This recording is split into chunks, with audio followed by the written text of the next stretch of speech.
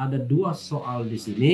Pertama, prosedur yang tidak ditaati sekali lagi. Yang kedua, pernyataan untuk bisa menyatakan sebuah ormas itu bubar atau dilarang, apakah bisa dilakukan pemerintah? Padahal ruang administratif pemerintah harusnya hanyalah pencabutan status badan hukum atau surat keterangan terdaftar, yang menyebabkan organisasi tersebut tentu tidak bisa mendapatkan pelayanan pemerintah lagi kalau mereka menginginkannya.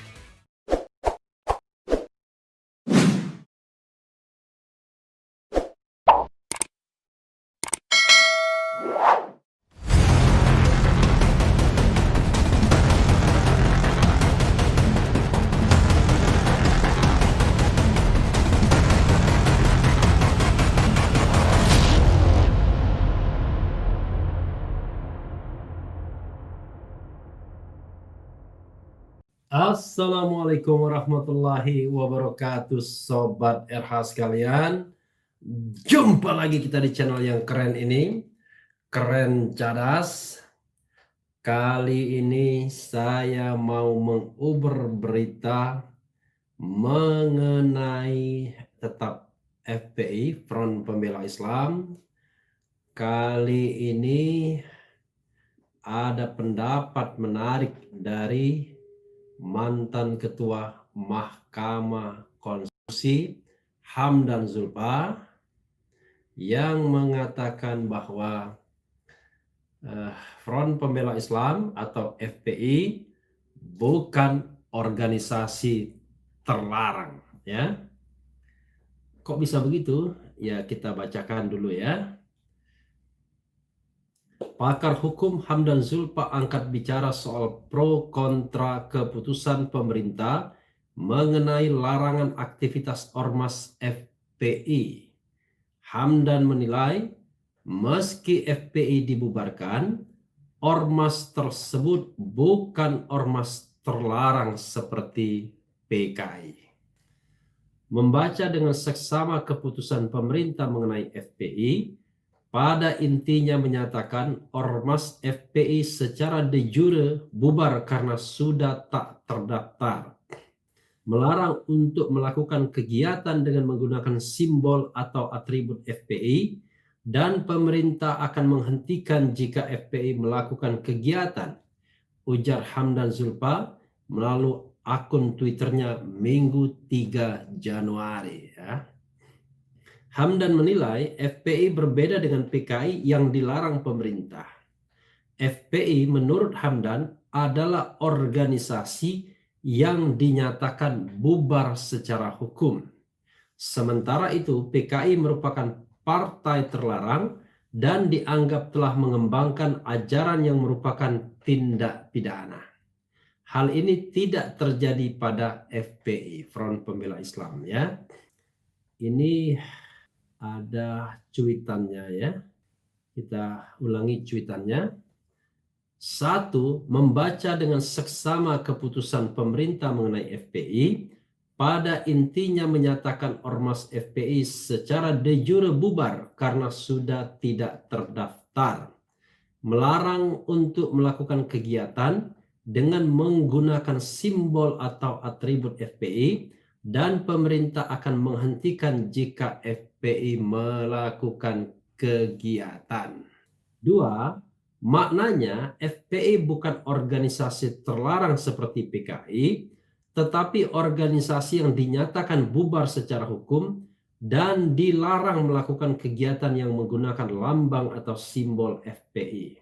Beda dengan Partai Komunis Indonesia yang merupakan partai terlarang dan menurut Undang-Undang Nomor 27 Tahun 1999 Pasal 107A KUH Pidana menyebarluaskan dan mengembangkan ajaran komunisme, Marxisme, Leninisme adalah merupakan tindak pidana yang dapat dipidana, lanjut Hamdan.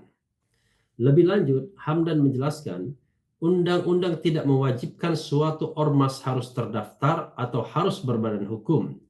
Menurut putusan MK nomor 82/PUU strip 11/2013, ada 3 jenis ormas, yang yaitu ormas berbadan hukum, ormas terdaftar dan ormas tidak terdaftar. Ormas tidak terdaftar, kata dia, tidak mendapat pelayanan pemerintah, sementara ormas terdaftar mendapat pelayanan negara. Menurut Hamdan, sebuah ormas bisa dilarang jika ormas itu terbukti merupakan organisasi komunis atau teroris atau organisasi kejahatan. Negara dapat melarang suatu organisasi jika organisasi itu terbukti merupakan organisasi teroris atau berafiliasi dengan organisasi teroris, atau ternyata organisasi itu adalah organisasi komunis atau organisasi kejahatan, jelas dia. Ya, Sobat RH sekalian, ya, itu tadi pendapat mantan Ketua Mahkamah Konstitusi Hamdan Zulfa yang menyatakan bahwa FPI sesungguhnya bukan organisasi terlarang. Tetapi dalam versi pemerintah, karena FPI sudah tidak memperpanjang pendaftaran dan dia tidak lagi terdaftar, maka secara de jure, sekali lagi de jure, dia bubar dengan sendirinya. Nah, padahal berkali-kali saya katakan juga, ya, termasuk Hamdan Zulfa katakan dan juga pakar hukum lain katakan, bahwa yang namanya sebuah organisasi masyarakat, ormas, tidak harus terdaftar. Karena ada 3 jenis ormas, sebenarnya 2 jenis, yaitu ormas berbadan hukum dan ormas tidak berbadan hukum. Nah, ormas yang tidak berbadan hukum tersebut ada yang terdaftar dan ada yang tidak terdaftar. Jadi sekali lagi, pendaftaran atau terdaftarnya sebuah ormas bukan syarat pendirian atau eksistensi sebuah ormas tersebut. Jadi dalam konteks ini, ketika FPI tidak memperpanjang pendaftarannya atau surat keterangan terdaftarnya belum keluar dari Kementerian Dalam Negeri, maka sesungguhnya FPI dalam konteks ini adalah dia tidak lagi menjadi ormas yang terdaftar, melainkan ormas yang tidak terdaftar. Bukan secara de jure bubar. Persoalannya adalah kalau dia tidak terdaftar, memang dia barangkali akan tidak mendapatkan pelayanan pemerintah, karena pemerintah tentu lebih akan melayani ormas yang berbadan hukum dan ormas yang terdaftar. Jadi sahabat era sekalian, dalam konteks ini, ketika pemerintah mengatakan bahwa bubarnya FPI karena dia tidak lagi terdaftar dan secara de jure seperti itu, maka dalam perspektif Hamdan Zulfa, saya, dan banyak pakar hukum lainnya, sesungguhnya pemerintah keliru kalau mendasarkan bahwa tidak terdaftarnya atau tidak ada SKT-nya FPI menyebabkan organisasi itu bubar. Soalnya adalah kewenangan hukum administratif pemerintah dengan doktrin atau asas contrarius actus adalah mencabut surat keterangan terdaftar atau mencabut status badan hukum. Soalnya adalah karena sudah tidak ada lagi surat keterangan terdaftar dan status badan hukum, ya harusnya tidak ada tindakan yang bisa dilakukan oleh pemerintah untuk mencabut badan hukum atau mencabut keterangan terdaftar atau surat keterangan terdaftar. Artinya FPI dan banyak organisasi lain hanya menjadi ormas yang tidak terdaftar, yang barangkali akan tidak mendapatkan pelayanan pemerintah kalau membutuhkan sebuah layanan yang itu biasanya hanya diperuntukkan untuk mereka yang berbadan hukum atau yang terdaftar, agar pemerintah memiliki kontrol administratif terhadap mereka. Sekali lagi, kontrol administratif bukan kontrol yang sifatnya substantif.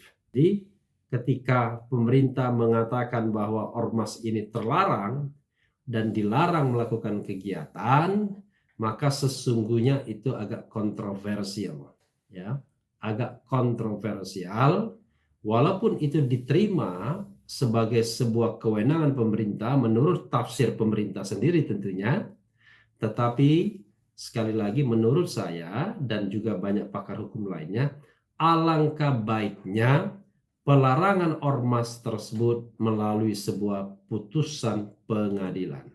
Sekali lagi melalui putusan pengadilan untuk menghormati Indonesia sebagai negara hukum. Tapi masalahnya adalah apa yang harus dilakukan pemerintah kalau mereka menghadapi sebuah kondisi di mana organisasi itu membahayakan. Nah, kalau memang kondisinya demikian, harusnya pemerintah secara spesifik menunjuk kegiatan apa yang menyebabkan FPI punya potensi untuk dilarang. Maka menurut undang-undang sendiri ya, Undang-Undang Ormas, Undang-Undang Nomor 17 Tahun 2013 sebagaimana diubah dengan Undang-Undang Nomor 16 Tahun 2017, pemerintah harus memberikan peringatan kepada FPI atau organisasi yang mau dilarang, tentu secara spesifik kegiatan mana, bagian mana yang dianggap itu melanggar hukum atau punya potensi untuk dibubarkan atau dilarang kalau seandainya itu tetap dilakukan. Jadi sobat era sekalian, harusnya pemerintah memang secara spesifik menunjuk ini loh yang terkait dengan masalah FPI. Lalu berdasarkan peringatan tersebut, kita harus tahu reaksi FPI dalam jangka waktu 7 hari. Kalau FPI tetap bandel, tidak mau menuruti peringatan pemerintah, maka pemerintah bisa melakukan penghentian kegiatan.